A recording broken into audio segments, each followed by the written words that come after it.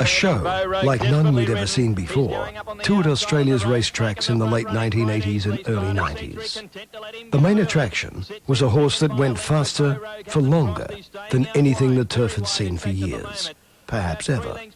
And the ringmaster was a wizard at dragging the punters through the gates. For 4 years, the Vic and Vo show captivated racegoers around the country with their deeds in 4 states. But it was more than just a show. For all the hype, Vic Rail and Vo Rogue were the real thing. They would have become 2 of the great heroes of the Australian turf, and together they would be remembered as one of its great legends. When they weren't being feted as the greatest show on turf, it was obvious Vic Rail was a remarkable and unique trainer of thoroughbreds, and Vo Rogue simply one of Australia's greatest ever racehorses. But it didn't start out that way. I think it was Saturday night that he arrived, and then on the Sunday morning, I went around there and I said, "What's that thing in the sand roll there, Victor?" And Vic said, "That's got to be your horse," he said, "because that's the only one that's coming up that I know of." And I looked at this thing and it looked like a big Great Dane, and these 2 big eyes just looked up at me and said, "What are you going to do with me?" We were going to put him through the Magic Millions sales, or we thought we were, until we saw him in the sand roll. And I said to Vic, gee, we should send this horse back to its owner. He said, "Well, if we send him back to the owner," he said, "he'll die on the float trip back." He said, "We'll have to feed him for a while." So we fed him for 6 weeks before he could worm him. And one day I was taking him out of his stall. He was unbroken and that, and he sort of walked out to the sand roll. He knew he'd just run away on me, and I grabbed him by the tail. And he just sort of pulled me straight out of the sand roll, and I said, "Gee, this horse has got a few brains." And I think I just fell in love with him from there. Vo Rogue may not have looked a world beater in that Southport win of January '87, but by the time he won at Doomben 2 starts later, a quality 3-year-old was emerging. The win was enough to convince Vic to take on the big time in Melbourne and team up again with Cyril Small. I did a 3-month suspension and got married at the same time, so I was away on honeymoon. The week later, after the honeymoon, I went to Melbourne. I had to waste fairly hard to ride him, but he won by 8 lengths on Australia Cup Day.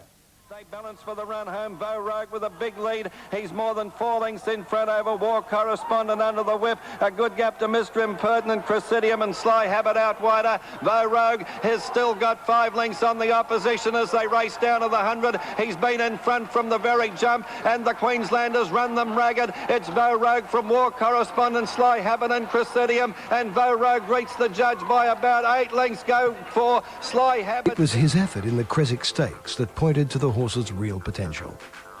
His 8th start in 9 weeks produced one of the wins of the Melbourne Autumn Carnival of 1987. He defied all challenges up the Flemington Straight, and when they checked the time, found he'd run the 2,000 metres in a blistering 2 minutes and 7/10 of a second. Then came this. Vo Rogue turns around the bend 2 lengths in front over Ravenel and Cossack Warrior the outside. El Vaquero trying to get up on the fence from Myocard. Vo Rogue has been in front from the start. Hard Ridden is holding Cossack Warrior, Ravenel at bay, and Vo Rogue from barrier to box. Vo Rogue first, second Cossack Warrior either. And a star was born. The freewheeling Queenslander ran the 2,040 metres in race record time. Vo Rogue failed dismally in 2 subsequent Sydney starts, but he was at the end of a strenuous second preparation. After 11 starts in 3 months in 3 states, the young star was looking for a rest. He came back a better, stronger galloper in the spring, after wins at Doomben and Ipswich and placings in the Fian Stakes and the Royal Show Handicap. The 4-year-old was back at Flemington. The result? He carved out the 2,000 metres of the Turnbull Stakes in a brilliant 2 minutes, 1.3 seconds. But it wasn't until his next campaign, the autumn of 1988, that the champion arrived. Vo Rogue trying to steal the Noritake William Reid Stakes, 3 lengths in front of Groucho near the turn. Clark calling on Military Plume for his run, a half length away, then Northern Copy. Campaign King going up on the fence, King Phoenix the outside, and Ravineau. Beau Rogue a length and a quarter in front. Groucho called for his effort in second placing, then Military Plume 2 lengths, Campaign King, King Phoenix. They're into the straight, and Beau Rogue challenged by Military Plume from Groucho, and then Campaign King. It's Beau Rogue in front. He's fighting on too well. Beau Rogue all the way. The Queensland champion. Beau Rogue won from Military. That was the start of something special. He's gone for the whip on Beau Rogue, but they're not making any ground on him. 200 to go. Beau Rogue's got it. One, he's walked in. Vic Rail's got this horse fit. Beau Rogue's now 6 in front of King Phoenix, running up the second with Groucho and then Military Plume. Beau Rogue's won by 5 lengths to King Phoenix. Still 6 in front. He rides him along now. He's got it 1. What an exciting horse this is. Beau Rogue's 6 lengths in front of Bonhomie, King Phoenix and Cossack Warrior. Beau Rogue has won by 7 lengths. Bonhomie second rear. 5 to 1 on in the St George Stakes. And Beau Rogue didn't give the punters who took the prohibitive odds a moment's worry. He had trained on perfectly from the Blamey Stakes, where he ran the mile in a sizzling 1 minute 34 flat to post another record. You can't beat him no matter what you do. Beau Rogue comes away, wins by 2.5 lengths. Cossack Warrior, 3 lengths on the line. He had to work harder to dispatch Campaign King in the Futurity. But he was stepping back to 1,400 metres. And after all, it was Campaign King. He's gone for the whip on Beau Rogue. Campaign King's got to his girth. Beau Rogue jumped in front. Campaign King trying. The bow in front. He's done it again. The win set up the match race of the century as they built it. Beau Rogue versus the Great Bone Crusher, with Beau starting even money to take the prize. He won the match, but not the race. Dandy Andy, a bolter, arrived late to spoil the punter's day. Beau Rogue stopping, and Dandy Andy's coming hard. Thompson, this is going to be a boil over. Dandy Andy's going to beat Beau Rogue. Dandy Andy, Brent Thompson beat Beau Rogue. Bone Crushers run 3rd. Well, that was, on his part, I think one of his very courageous races to run second in that race.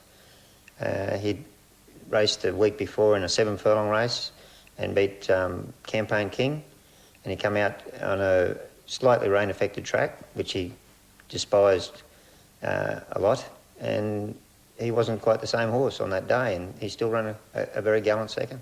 He crushed Bone Crusher, but Dandy Andy happened to be along there on the day, and he put in one of his best runs ever, Dandy Andy. I think prior to that, the closest he ever got behind us was 10 lengths. That started a run of 6 outs for the champion, and he had to return to Flemington to break the drought. Beau Rogue nicely in front at the 200. Small is going for dear life on him. He leads by 2.5 lengths over Eberly Show. Apollo Run finishing well from Kenzai. Beau Rogue in front. He's hanging on. He's going to win his 2nd successive Turnbull. Beau Rogue beats the judge.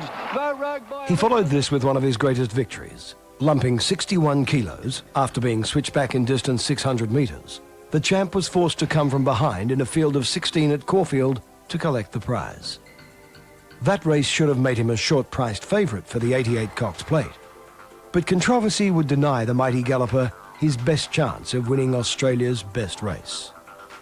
Arguments erupted over the champ's absence, but the one fact remains that our poetic prince won the Weight for Age Championship on a track rated good, while Beau Rogue was back in his stall. Wins at Eagle Farm and in the Winfield Classic at Ascot in Perth confirmed the Iron Horse's constitution before another Melbourne autumn campaign. If he was already a champion, then the autumn of '89 proved Beau Rogue a super horse. And super is the operative word. In front here, Superimpose finishing well. Beau Rogue still nicely clear from Superimpose, taking a little bit of ground off him. But hands and heels, the Queensland champ, too good. Beau Rogue wins at a length and a quarter. Consider this. Superimpose went on to become one of the great horses in Australian racing history. yet he couldn't get near Vo Rogue. 300. Small sitting quietly on him. He leads about 5 lengths to Superimpose. In third placing, Ideal Sediment, followed by Dandy Andy. Shakes up Vo Rogue with 100 metres to go. It's a walk, trot and canter for Vo Rogue. Here's win number 21. The Vo Rogue show keeps rolling along. Vo scores easily from Superimpose. And it's Small waving the whip at Vo Rogue. He leads by about 3 lengths here. Our Poetic Prince going up on the outside of Dandy Andy and Superimpose well clear of the rest. 200 metres from home, and Vo Rogue is going great guns. He's more than 2.5 lengths in front over Superimpose, and then Our Poetic Prince, and Vo Rogue is going to lead all the way again. A great performance in the Australian Cup. In fact, Superimpose only came into his own after Vo Rogue's career was on the decline, and trainer Lee Friedman admitted to eventually working his horse's program around avoiding the mighty Queenslander. For Vic Rail, owners Jeff Perry and Gary Roberts, who had acquired a 5th share in the champion, and jockey Cyril Small, it was the high point in one of racing's greatest fairy tales. He helped me along the way, like helped us build a nice home, and I suppose made my name well known throughout the racing industry. Whenever anyone mentions Vo Rogue, they sort of remember who rode him, more so than a lot of other horses, which have a lot of different riders on. But I was very fortunate to have exceptionally good owner that stuck by me through thick and thin. He made me a millionaire, yes. Like any other way, it's hard to say. But like, yeah, he made me a millionaire. While Vo Rogue probably never reached those heights again, the great galloper had a couple of historic wins left in him. He would win his one and only Sydney race at his next campaign. And what a race to win. Vo Rogue is the leader. Vo Rogue by a length on Marimbula Bay, the first to go after him. Here comes Groucho. Stylish Century is still there. Don't Play, not getting much room. And From the Planet down the extreme outside. But Vo Rogue won't give up. He's still in front. Groucho's grabbing him now. Groucho coming at Vo Rogue. Don't Play, getting a rails run. Vo Rogue in front. He's got a heart as big as himself. He'll win. Vo Rogue. Vo Rogue has cracked it at last in Sydney. Look at that. The Rogue wasn't able to set up a break over the Randwick Mile and looked beaten several times up the straight, but he just kept giving. He refused to be beaten. The wins were running out for Vo Rogue against a new brigade of top horses, and his 6-year-old legs weren't carrying him as fast as they used to after more than 50 race starts. Or were they? Rogue with a big lead inside the 400. He's 4 lengths in front of Stylish Century, who can't peg back the leader. Better Loosen Up is starting to finish quickly on the outside. Vo Rogue in front by 3 at the 200. Better Loosen Up the danger. Superimpose coming quickly. Vo Rogue about 2 lengths in front of Better Loosen Up. Superimpose. Vo Rogue with 100 to go by a length. He's holding them at bay. The Rogue will win his second in a row. Vo Rogue wins at a length. Better Loosen Up. Superimpose is third, 3/4 of a length away. Then it would be Vo Rogue's last win. He would have another 16 starts, but despite a courageous second to Better Loosen Up in the 1991 Australian Cup, the 7-year-old was clearly past his best. He retired the winner of 26 races and over $3 million in stake money. Tragically, Vic Rail died just over 3 years later, an unlikely victim of the equine morbillivirus that brought Brisbane racing to a standstill in 1994. Vo Rogue is often overlooked in discussions about the greats of the turf, with many considering the horse and trainer a lovable team rather than credit the horse as a true champion. The fact remains that Superimpose was a champion. Better Loosen Up beat the best in the world, and Campaign King was a sensational sprinter.